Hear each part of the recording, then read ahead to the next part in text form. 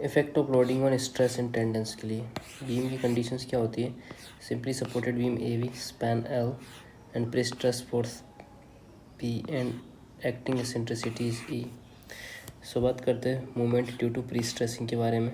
जो hogging moment होता है वो एम बराबर होता है पी इंटू ई। ठीक है, तो beam behaviour due to pre stress, beam hogging upward curvature होता है। B M D due to prestress constant value जो होती है पी ई होती है। Beam slope at the end जो होता है अल्फा बराबर P E L by two E E I होता है। नेक्स्ट बात करते हैं एक्सटर्नल लोडिंग ऑन बीम के लिए।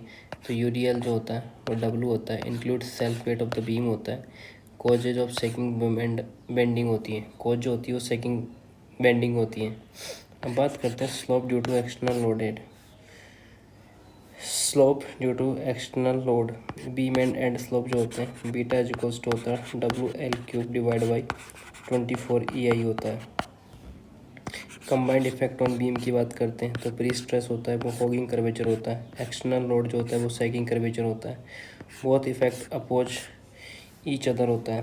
तो बात करते हैं फाइनल स्लोप ऑफ बीम जो थीटा बराबर होता है बीटा माइनस अल्फा होता है। बात करते हैं प्री स्ट्रेसिंग, बीम का अपर बेंड करता है होगिंग। एक्सटर्नल लोड जो होता है बीम को नीचे बेंड करता है सैगिंग। फाइनल बीम जो शेप होती है वो दोनों इफेक्ट का कॉम्बिनेशन होता है। So now talk about the effective loading on the tendon stress. Net slope of the beam क्या होती है? थीटा बराबर बीटा माइनस अल्फा होता है।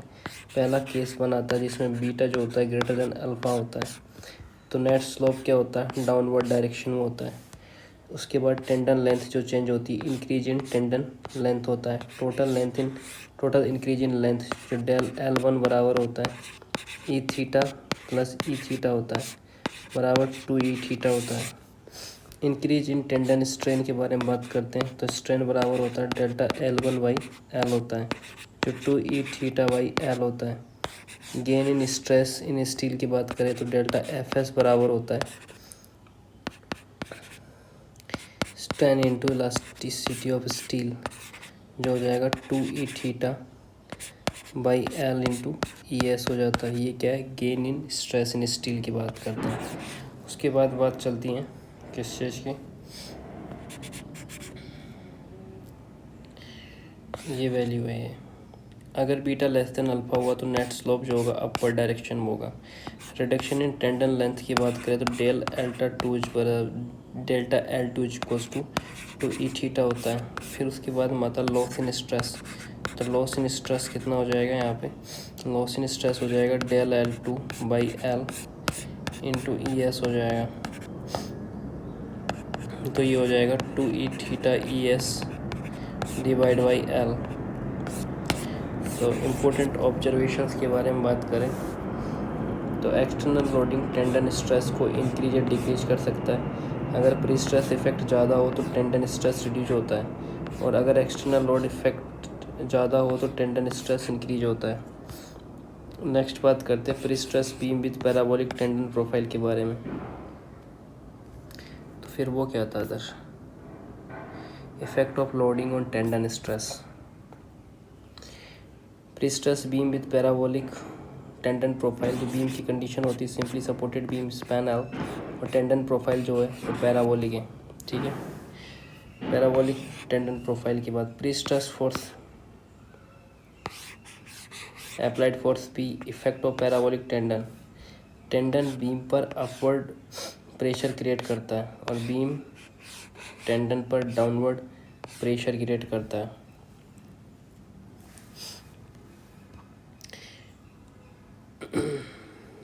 जिससे इक्वलेंट लोड ऑन बीम जो होता है upward uniformly distribute WT per unit होता है, और horizontal reaction at the end जो होता है फ्रॉम द केबल एनालिसिस वो होता है W बराबर H बराबर WT L square by 8H होता है। अब बात करते हैं relation with pre stressing force and inclination small assume करते हैं, वो होता है H इक्वल्स टू P होता है। अपवर्ड लोड ड्यू टू जो टेंडन होता है वो WT इज इक्वल्स टू होता है 8PH बाई एल स्क्वायर होता है। तो जो स्ट्रक्चर का कंसेप्ट होता है वो होता है टेंडन अपवर्ड लोड क्रिएट कर सकता है। ये लोड एक्सटर्नल डाउनवर्ड लोड को पार्शियली बैलेंस करता है। इस कंसेप्ट को कहते हैं लोड बैलेंसिंग। अब बात करते हैं parabolic tendon profile, create equivalent UDL, upward UDL, balance external load और कार्ड लोड वियरिंग्स।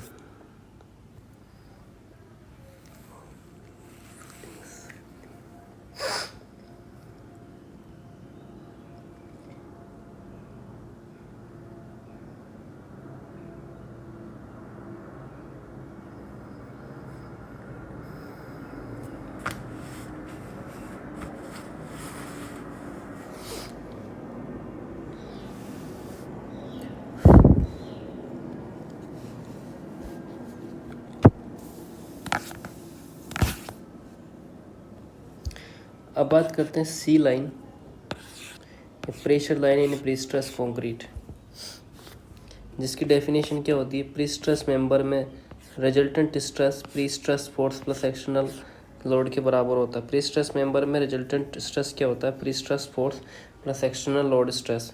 इस रिजल्ट का फोर्स का locus of application pressure line या थ्रस्ट लाइन बोलते हैं।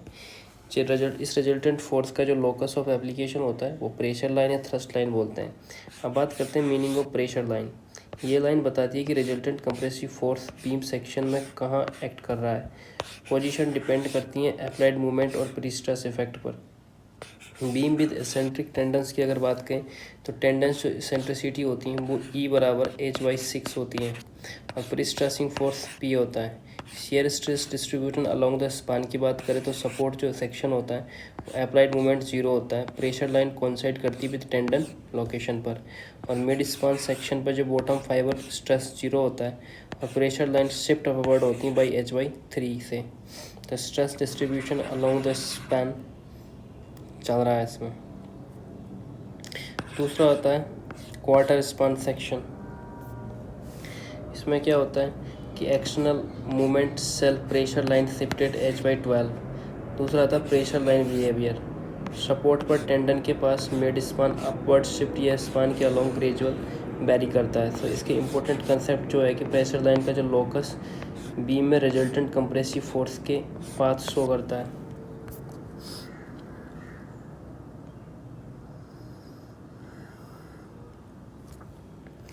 अगला आता है pressure line location in prestressed beam के अंदर।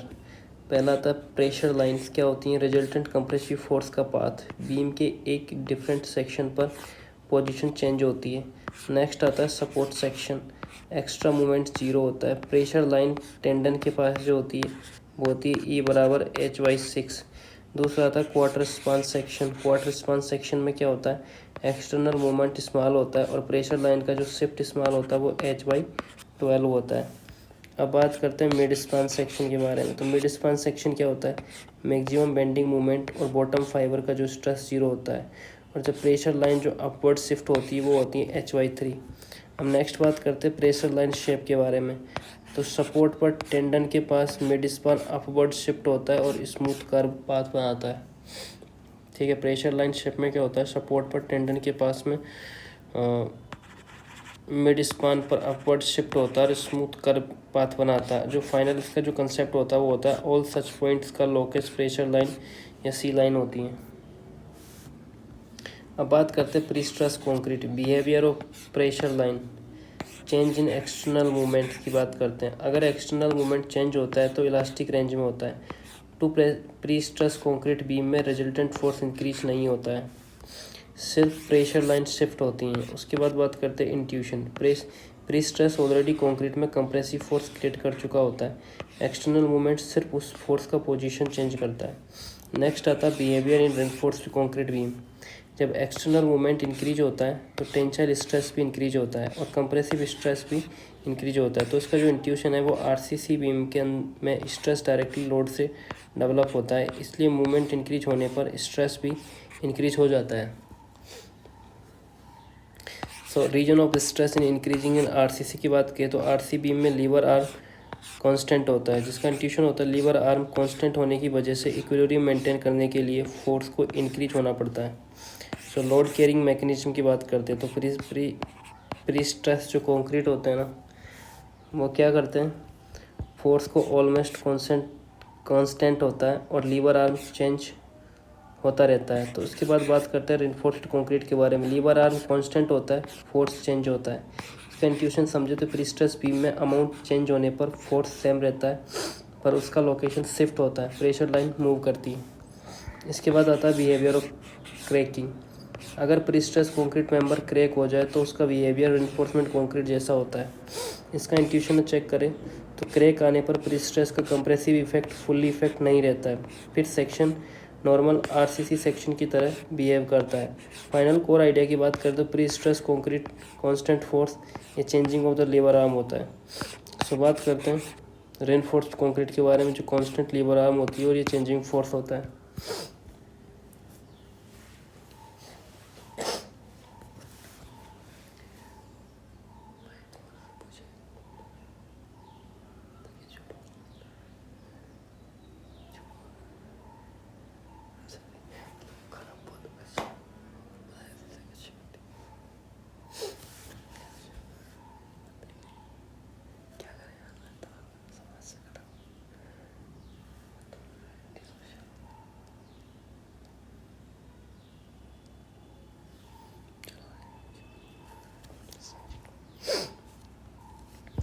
Pre stress concrete movement change होता है, प्रेशर लाइन शिफ्ट होती है। रेनफोर्समेंट कंक्रीट मूवमेंट चेंज होता है और स्ट्रेस इंक्रीज होती है। नेक्स्ट बात करते हैं इनिशियल रजिस्टिंग कपल मेथड या सी लाइन मेथड के बारे में। Alternative methods of stress analysis की बात करें तो डायरेक्ट स्ट्रेस मेथड के अलावा एक और मेथड यूज होता है, प्रेशर लाइन या thrust line method. Internal resisting couple methods होता है। Basic assumptions of the method की अगर बात करें तो प्री स्ट्रेस बीम को प्लेन इलास्टिक बीम की तरह एनालिसिस करते हैं। प्री स्ट्रेसिंग फोर्स को एक्सटर्नल कंप्रेसिव फोर्स ट्रीट करते हैं।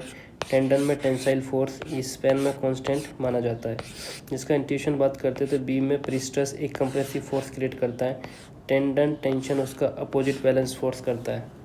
पहला केस आता है इसके अंदर no gravity load, dead load zero होता है, लाइव लोड जीरो होता है, तो रिजल्ट जो होता है बेंडिंग मोमेंट वो जीरो होता है। सी लाइन एंड टी लाइन वो कॉन्साइड करते हैं। इंट्यूशन की बात करते हैं जब एक्सटर्नल लोड नहीं है तो इंटरनल फोर्स सिस्टम सिमेट्रिक होता है। केस 2 की बात करें तो प्रेजेंस ऑफ ट्रांसवर्स जो लोड होता है वो एक्सटर्नल लोड एक्टिंग होता है और बेंडिंग मोमेंट डेवलप होता है,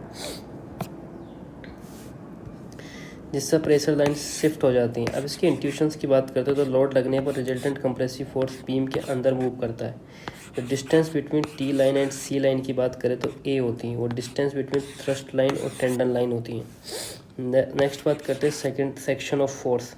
जो एम जो होता है वो फ्लेक्सुरल मूवमेंट होता है जो ड्यू टू होता है डेड लोड और लाइव लोड की वजह से।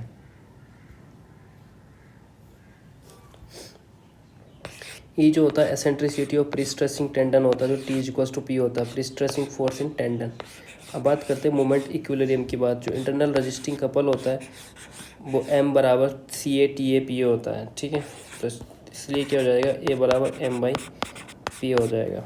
इंट्यूशन समझते हैं, एक्सटर्नल मोमेंट को बैलेंस करने के लिए इंटरनल कपल डेवलप होता है। जो शिफ्ट ऑफ प्रेशर लाइन होती है ई डैश बराबर होता है ए माइनस ई होता है।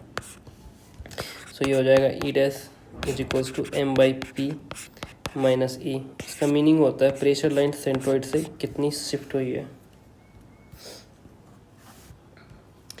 नेक्स्ट बात करते हैं resultant stress in section. Top fibre जो स्ट्रेस होता है क्या होता है, एफ टॉप पर वो होता है P A plus P E dash by Z. Bottom पर ये होता है direct compressive stress plus bending stress का इफेक्ट होता है। कोर कंसेप्ट की बात करें तो external movement pressure line shift करता है और इंटरनल कपल पी ए ये स्ट्रेस डिस्ट्रीब्यूशन होता है। अब बात करते हैं कंसेप्ट ऑफ लोड बैलेंसिंग के लिए, जिसका बेसिक कंसेप्ट होता है प्री स्ट्रेस कंक्रीट मेंबर में केबल प्रोफाइल ऐसा डिज़ाइन किया जाता है कि केबल फोर्स का ट्रांसवर्स कंपोनेंट एक्सटर्नल लोड को बैलेंस कर दे। जिसका इंट्यूशन होता है टेंडन जब कर्व में होता है तो उसका फोर्स वर्टिकल कंपोनेंट क्रिएट करता है। ये वर्टिकल कंपोनेंट लोड को अपोज करता है। अब बात करते हैं केबल प्रोफाइल टाइप्स के बारे में। तो केबल प्रोफाइल टाइप्स की बात कर लेते हैं। तो सबसे पहला आता है स्ट्रेट टेंडन के अंदर केबल स्ट्रेट होता है और रिएक्शन ओनली सपोर्ट पर मिलता है। तो जो इसका इंट्यूशन है मतलब बीम के बीच में कोई वर्टिकल रिएक्शन क्रिएट नहीं होता है। दूसरा आता है बेंट टेंडन, केबल बेंट या इंक्लाइंड होता है, कंसंट्रेट अपवर्ड फोर्स डेवलप होता है, जिससे इसका इंट्यूशन जो होता है टेंडन के बेंड पॉइंट पर वर्टिकल फोर्स जनरेट होता है। दूसरा आता है curve tendon, cable smooth curve में होता है, यूनिफॉर्म अपवर्ड लोड डेवलप होता है। क्या होता है uniform upward load, cable curvature continuously change होते हैं। केबल का जो कर्वेचर है वो कंटिन्यूसली क्या होता है चेंज होता है, इसलिए डिस्ट्रीब्यूशन अपवर्ड लोड मिलता है। दूसरा आता है reaction of cable on beam, reaction of cable on beam cable profile पर डिपेंड करता है। Straight cable only support reactions, curved cable uniform distribute reaction on beam. अब बात करते हैं sharp cable profile, sharp bend होने पर होती है, कंसंट्रेटेड लोड इंड्यूस होता है, मतलब डायरेक्शन सडन चेंज होने पर एक पॉइंट फोर्स जनरेट होता है, एक पॉइंट पर फोर्स जनरेट होता है। नेक्स्ट बात करते हैं requirement of load balancing. Cable profile की बात करें तो बेंडिंग मोमेंट डायग्राम जैसा ही होना चाहिए, तब एक्सटर्नल लोड इफेक्टिवली बैलेंस होते हैं, जिसका इंट्यूशन होता है अगर टेंडन प्रोफाइल बीएमडी जैसा हो तो prestress force exactly load को काउंटर करेगा। Beam width to concentrated load की बात करें तो केबल प्रोफाइल ये ट्रेपीजियम शेप का होना चाहिए। Beam width uniformly distributed load की बात करें तो केबल प्रोफाइल पैराबोलिक होना चाहिए, जिसका इंट्यूशन समझे तो क्या होता है यूडीएल का बीएमडी पैराबोला होता है, इसलिए टेंडन प्रोफाइल भी पैराबोलिक होता है। टेबल की बात करें टेंडन प्रोफाइल इक्विवेलेंट लोड के लिए जो स्ट्रेट टेंडन होता है वो मोमेंट P/E होता है, कैम्बर जो होता है वो होता है mL²/8EI होता है। सिंगल बेंट टेंडन की बात करें इक्विवेलेंट के लिए तो वो W बराबर होता है 4PE/L और कैम्बर जो होता है वो WL²/48EI होता है। पैराबोलिक टेंडन की बात करें कैम्बर की तो ये होता है लोड W जो होता है 8PE/L² होता है, ये 384EI होता है। जनरल बेंट टेंडन के इक्विवेलेंट W जो होता है वो होता है PE/AL और कैम्बर जो होता है वो 3A/3L-4A WL²/24EI होता है।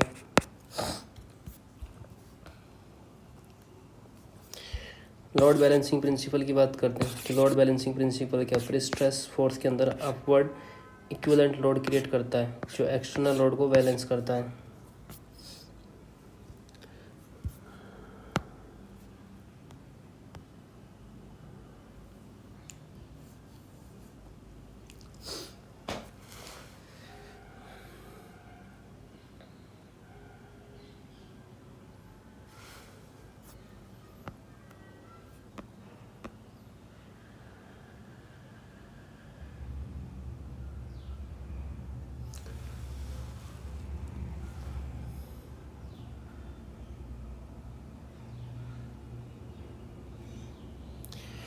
बात करते हैं stress in beam at different stage of loadings के बारे में।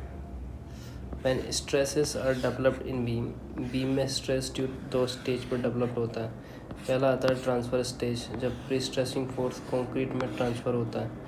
दूसरा आता है फाइनल स्टेज ऑफ लोडिंग, जब बीम पर सर्विस लोड एक्ट करता है, जिसका इंट्यूशन क्या बोलता है कि प्री स्ट्रेस बीम में स्ट्रेस एक ही बार नहीं होता है, पहले प्री स्ट्रेस से और बाद में एक्सटर्नल लोड से। दूसरा आता है स्ट्रेस एट ट्रांसफ़र स्टेज। बात करते हैं स्ट्रेस एट ट्रांसफ़र स्टेज के बारे में। ये स्ट्रेस इमीडिएटली डेवलप होता है जब प्री स्ट्रेसिंग फोर्स कंक्रीट में ट्रांसफ़र होता है। ये बीम की इनिशियल बिहेवियर को डिसाइड करता है। जब टेंडन रिलीज होता है, स्टील श्रिंक करना चाहता है, कंक्रीट कंप्रेस हो जाता है। इम्पोर्टेंट एजम्पशंस बात करते हैं 8 ट्रांसफ़र स्टेज के लिए। Total pre stressing force initial value consider की जाती है। प्री स्ट्रेस लॉस इग्नोर किया जाता है। डेड लोड कंसिडर किया जा सकता है अगर बीम सपोर्ट पर है। लाइव लोड कंसीडर नहीं किया जाता। इसका इंट्यूशन समझे, ट्रांसफ़र स्टेज पर बीम अभी सर्विस कंडीशन में नहीं होती है, इसलिए सिर्फ प्री स्ट्रेस और कभी कभी सेल्फ वेट ही कंसिडर होता है। बात करते हैं स्ट्रेस डिस्ट्रीब्यूशन इंटरसेक्शन की बात। तो इसमें क्या होता है, प्री स्ट्रेस फोर्स जो होता है वो पी नोट होता है। डायरेक्ट कंप्रेसिव फोर्स जो होता है वो होता है पी नोट बाई ए होता है। Bending stress due to eccentricity जो होती है P naught by E by L into Y होता है।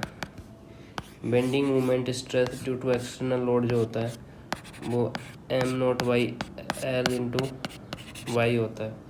सेक्शन में टोटल स्ट्रेस डायरेक्ट कंप्रेशन और बेंडिंग इफेक्ट से आता है। तो स्ट्रेस एट जो टॉप होता है वो क्या होता है, वो स्ट्रेस एट टॉप होता है पी नोट बाई ए होता है।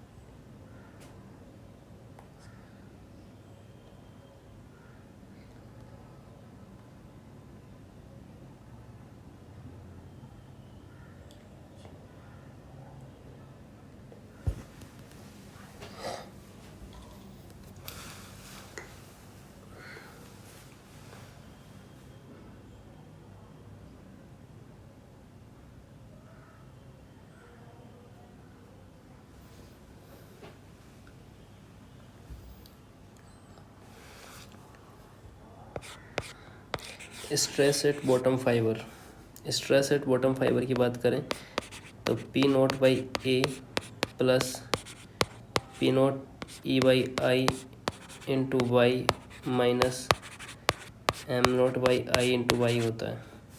इसका इंट्यूशन की बात करें, एसेंट्रिक टेंडन होने पर बीम में बेंडिंग इफेक्ट जनरेट होता है। Behaviour when external movement acts होता है इसके ऊपर, तो एक्सटर्नल मूवमेंट अप्लाई होने पर क्या होता है, सी लाइन शिफ्ट हो जाती है, जिससे एम बराबर एक्सटर्नल बेंडिंग मूवमेंट होता है। क्या शिफ्ट करता है, सी लाइन को करता है ए पे। मोमेंट इक्विलिब्रियम की बात करें तो एम बराबर पी ए होता है, और जो ए बराबर होता है वो एम बराबर पी होता है। इंट्यूशन की बात करें, एक्सटर्नल मूवमेंट को बैलेंस करने के लिए रिजल्टेंट कंप्रेसिव फोर्स का पोजीशन चेंज होता है। फाइनल स्ट्रेस इन कंक्रीट की बात करें तो स्ट्रेस जो होता है वो होता है C by A plus minus C into centricity of C divide by Z होता है। इसमें डायरेक्ट कंप्रेशन की बात करें तो direct compression plus bending divide by tension, ये टेंशन होती है। आइडियल स्ट्रेस डायग्राम एक ट्रांसफ़र की बात कर सकते हैं, टॉप फाइबर जो स्ट्रेस होती है जीरो होती है, बॉटम फाइबर पर जो स्ट्रेस होती है वो मैक्सिमम ऑफ कंप्रेशन होता है। नेक्स्ट बात करते हैं stress eight final stage of loading. When it occur, ये स्टेज तब आता है जब बीम पर सर्विस लोड अप्लाई हो जाते हैं लाइन लोड या वर्किंग लोड से। इंट्यूशन समझते हैं, ये बीम की एक्चुअल वर्किंग कंडीशन होती है जब स्ट्रक्चर इसमें यूज होता है। तो इम्पोर्टेंट कंसिडरेशंस की बात करते हैं तो loss of pre stress consider किया जाता है, प्री स्ट्रेस फोर्स रिड्यूस हो जाता है। इफेक्टिव प्री स्ट्रेसिंग फोर्स में पी बराबर के नोट होता है। टाइम के साथ प्री स्ट्रेस रिड्यूस होता है क्रीप, श्रिंकेज और रिलैक्सेशन की वजह से। जो लॉस फैक्टर होता है वो के बराबर होता है लॉस फैक्टर, और ये लॉस फैक्टर क्या होता है, के बराबर 1 माइनस पी नोट बाई 100 होता है। ये percentage of loss of pre stress होता है। अगर 20% से ज़्यादा लॉस होता है तो इफेक्टिव स्ट्रेस 0.8 पी नोट होता है। लोड जो कंसिडर्ड होता है, ऑल लोड कंसिडर होते हैं जैसे डेड लोड और लाइव लोड। ये सर्विस स्टेज है इसलिए रियल लोडिंग कंडीशन कंसिडर करते हैं। फाइनल स्ट्रेस इक्वेशन समझते हैं तो K P naught by A plus minus K P naught E by L into Y plus minus M D by L by Y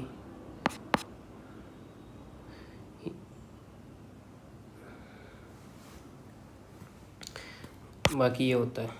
ये क्या होता है, initial stress, effective prestress force, centricity, movement due to dead load, movement due to live load. Total stress is equals, ये होता है dead load plus live load. Stress ideal stress diagram at final stress, bottom fibre 0 होता है, top fibre maximum in compression होता है। Transfer stage की बात करते हैं, pre stress only, no service load. Final stage free stress reduce होता है, डेड लोड लाइव लोड। ये अभी पढ़ाई था।